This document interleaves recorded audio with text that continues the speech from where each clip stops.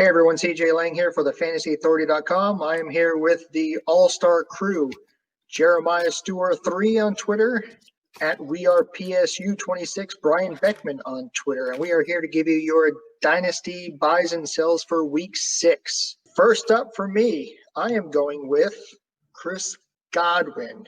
Chris Godwin has slowly faded off the radar of many people since he's missed the 3 games this season due to a hamstring strain.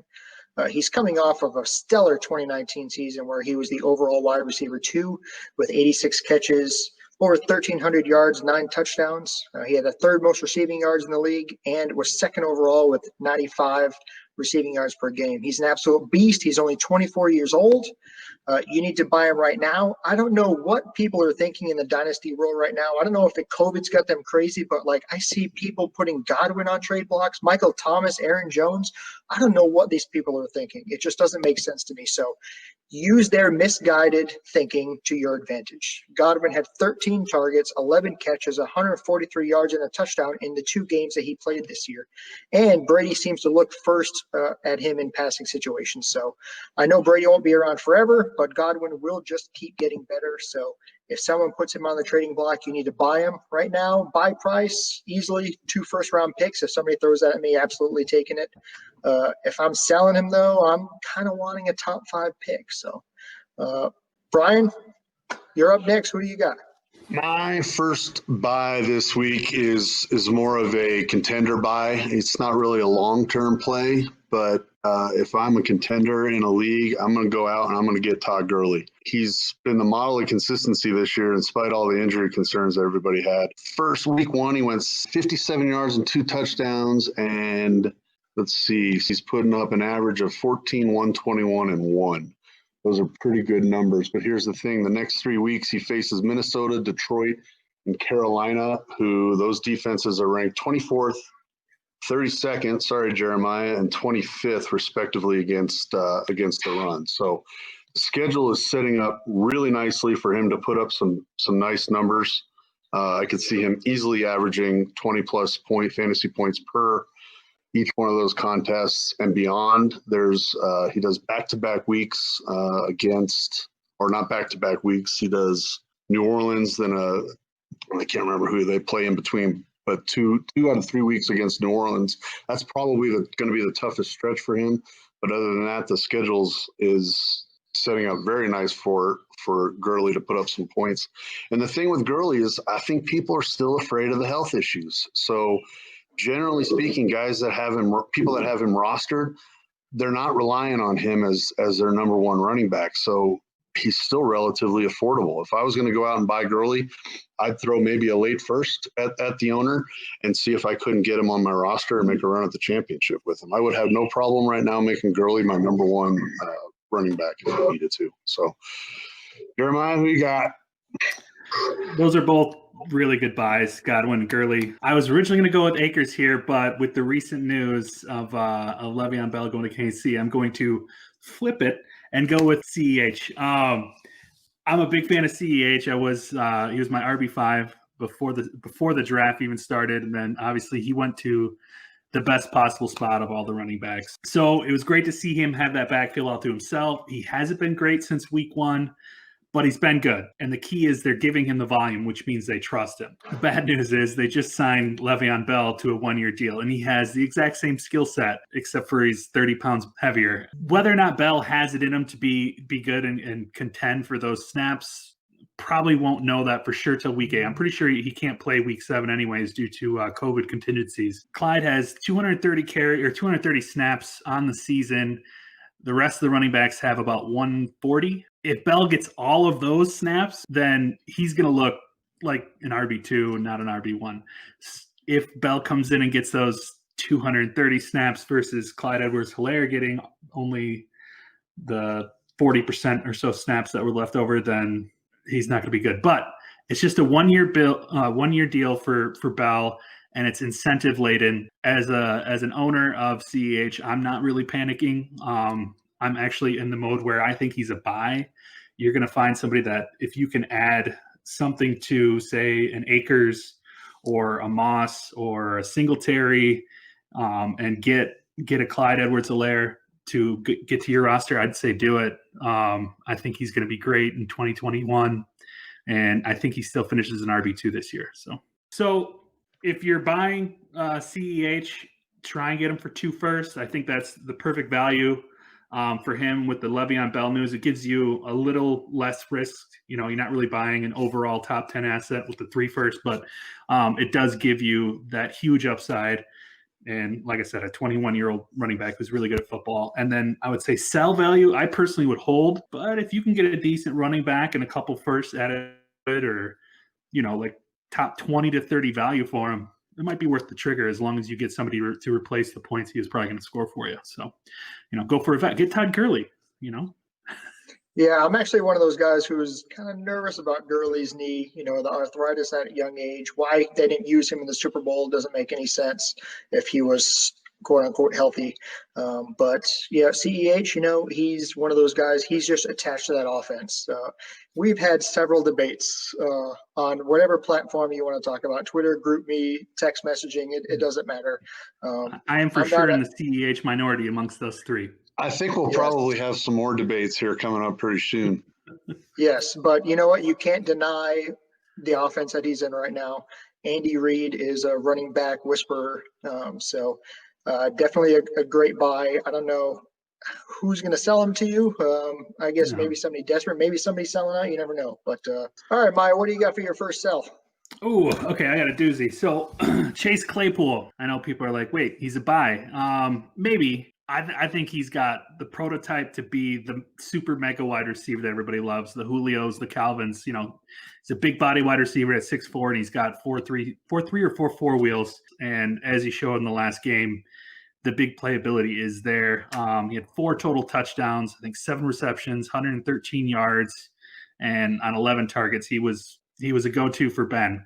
The reason why he's a buy for me is because I'm seeing him being sold for first-round picks right now, future first-round picks. And while, he might eclipse that value, he did this in a game where Deontay Johnson left after like the first or second play.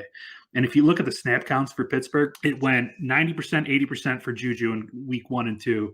It went 85%, 85% for Deontay. And then James Washington was 70%, 70%, with Claypool being obviously Deontay, the guy who spells all 3, at right around 10 or 13% of the snaps.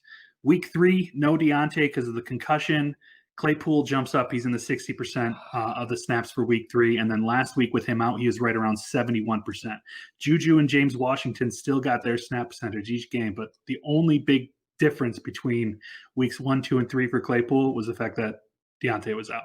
So I still think it's the Deontay show in Pittsburgh, and that's why I think he's a sell. So if you can get a first-round pick and you're looking at, one of these amazing wide receivers or quarterbacks and running backs from 2021, and all you invested in Claypool was a late second, that's a win, right? That's like playing the stock market. You bought low, you sold high. Chances are Claypool's not going to put up those numbers every week.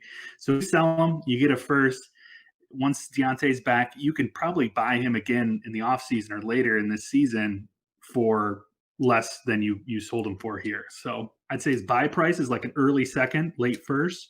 And if you can sell him for any first, I'd probably do it. And if you can get a mid first for him, anybody who's buying into the super wide receiver, do it. So nice.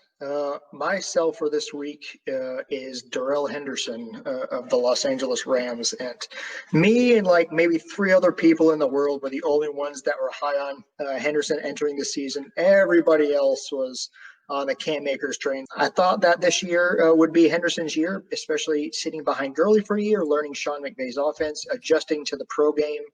When Akers was out in week 3 this year, Henderson went off 20 carries, 114 yards, and a touchdown. He did lay a bit of a dud, though, the last 2 weeks. McVay still says he has the hot hand, but I think that's just coach speak to throw off opposing defenses. He got 15 carries to Akers' 9 last week, and he had an awesome 2.5 yards per carry. So you must sell him now. His value is about to fall into some precipice. Akers is soon going to take over that backfield. Malcolm Brown is not a threat to anyone. So I think the writing's on the wall for Akers to take this over. Henderson, really, he had his shot to take the reins over this backfield his last 2 weeks, and he didn't do anything. So while he has some little tiny bit of value left, you need to sell him right now. You literally need to sell him as soon as you see this video, and you go on your rosters and you go and put him on your trade block, because really, barring an injury to Akers, he's going to be headed to the fantasy morgue. So right now, if you're buying him, I think a 3rd-round pick is fine. Like I said, you never know. Maybe he'll come back. Maybe injuries will help. It does look like the Rams are going to do decent this year. If I'm selling him, I'm going to try to get an early 3rd and kind of use some of those stats that I had mentioned to get him. If anybody offers you anything higher than an early 3rd, you need to snap accept it. So, Brian, who you got? I'd target the Cam Akers owners too if you're trying to get that 2nd-round pick. I was going to say the same thing, actually, because of exactly what you said. The timing's right. Maybe if you want to go get Akers, I'd do it now. Mm-hmm. Mine, here we go, boys. Myself for the week, myself for the last 4 weeks, Clyde Edwards-Helaire. Here's the deal. This is all about value and capitalizing on your value. If you grabbed CEH as a Devi, you probably didn't put a whole lot into that investment. He gained all his value on the night of the draft. CEH was a 5th, 6th ranked running back coming out of college. He was a guy that I was trying to get sort of as a sleeper on the cheap before the draft. And then, like Maya said earlier, he went to the perfect spot for a running back. But here's the deal. This is all about the tape. The tape doesn't lie. CEH is who he is. And I think the reason the Chiefs picked him up is because he's a great back out of the backfield. That really actually hasn't come to fruition in Kansas City. And the bottom line is he hasn't done a whole lot since week 1. He put up 140-ish yards in week 1 with a touchdown and some astronomical rookie game 1 stat line of like 27 fantasy points or something like that. He's got a grand total of about 200 yards since then. He just hasn't produced. And that type of production does not equate to the top 5 overall dynasty value that he's got right now. It's just not there. And I think eventually, let's not make any mistakes. I think CEH is going to have a fine career. I don't actually think the Bell signing is going to impact him that much. He's only got, I think, like 67% of the snaps as it is. So there's snaps to go around. It's going to affect the guys behind him a lot more than it's going to affect him, quite frankly. So I don't think there's going to be an initial drop-off because of the Bell signing. People are going to freak out, but I think long-term it's not going to have any impact on him. I just don't think he's a top 5 D asset right now. I just think that's insane. I think I've seen even where he was going as high as, I think, 3 overall in startups over the summer, which, I'm sorry, that's Saquon Barkley type stuff, and he's just not Saquon Barkley. So if I've got CEH, I don't think the window to sell him is closed. I think you could probably easily get 3 firsts. Go get Todd Gurley and a couple first-round picks and actually go for that championship. Put up those 20-plus numbers a week and make the run at the championship and make your team deeper in the long run. If I've got CEH, I'm going to find Maya in my league, and I'm going to go try to get as many first-round picks as I can, and I'm going to get out from underneath that anchor. I think he's way overvalued right now. I do think that window is closing. I think he is coming back down to earth. Yeah. I don't think in a normal day he's a 2 first valuation for him is out of line at all. I think like I said, that's a good buy price for him right now. Yeah, there's going to be people who aren't going to want to pay that with the Bell signing. So right, the Bell signing. When I first wrote this article, 3 weeks ago, I think you could have just about named your price. I did a poll on Twitter 3 weeks ago, I think, where I asked CEH in a first, Barkley in a second, or CMAC, and CEH in a first won that poll by almost 50%. So if you're telling me I can give CEH in a first and get Barkley in a second, I'm going to do that in a heartbeat. I think that window has closed. unfortunately. So timing is everything in Dynasty, but I do still think there's an opportunity to buy there and capitalize on that one first round pick you paid for him and come up with 3. As much as I want to fight you, your valuation really isn't off, and the reason why you want to sell him isn't really off. So I think we both agree buy price right around 2 first, sell price around 3. So Yep. I think if we're both in that area, then it's really you just need to decide what's best for your team. I love the idea of going after Gurley in a couple first. I'd probably go after a Gurley, a late first or a 22nd first, and then try and get one of these wide receivers that are hurt, like a Denzel Mims or a Rager or something of that sort. Yeah. Exactly. So you're getting draft capital and you're getting upside wide receiver capital, then you're not losing any points at your running back spot. Those are great deals. I love those kind of deals. I think it was a great week 6, Dynasty buy and sell. You can find us all on Twitter at thefantasyauthority.com, where we have redraft, DFS, and Dynasty fantasy football content. Also, our YouTube channel, The Fantasy Authority. Like and subscribe. We have content out the yin-yang going out for everything. So great work, and I guess we'll catch you guys next week.